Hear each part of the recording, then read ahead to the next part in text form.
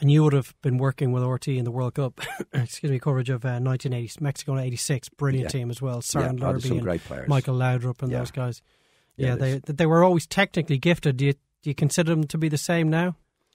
I wouldn't think they're as gifted. I don't think they have the players now as they had then, Dave. I mean, we talk about Eriksen. Eriksen is by far, now, he gets all the publicity, by far the best player. And I don't think Eriksen would be as good as some of the lads that played in like the 70s and the 80s for Denmark.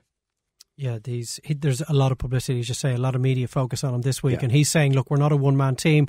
Just by shutting me down and paying me a little too much attention, that'll just make space for everybody else. Yeah, I just get the feeling with him. I don't think he'd like the pressure, Eriksen. I see him, playing a lot for Spurs, and he's a very, very gifted lad.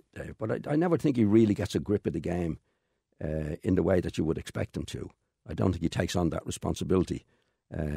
So I don't think he'd like this pressure on him going into the match. Too much I think of the is good focus for on us. him. Yeah, I think so. Because when you watch him play, he drifts in and drifts out. He's very, very talented, and of course you'd have to respect him. But he drifts out of the game for long, long periods of the game.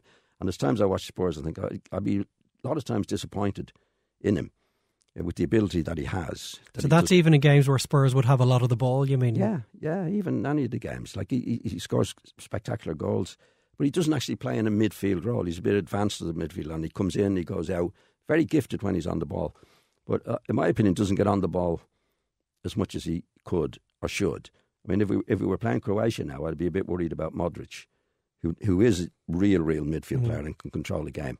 I would doubt if Denmark have anybody like that in their team. So I wonder, should the Danes play him a little bit deeper and put him in the same place that Joe Allen played before he was taken out of it against us in Cardiff? Because things changed once he went. I'm not so sure he'd want to do it. I don't know the character. I don't know his character. But looking at him playing, I think he's happy enough doing what he's doing. I don't see him being the type who say, well, I'll take the responsibility for that.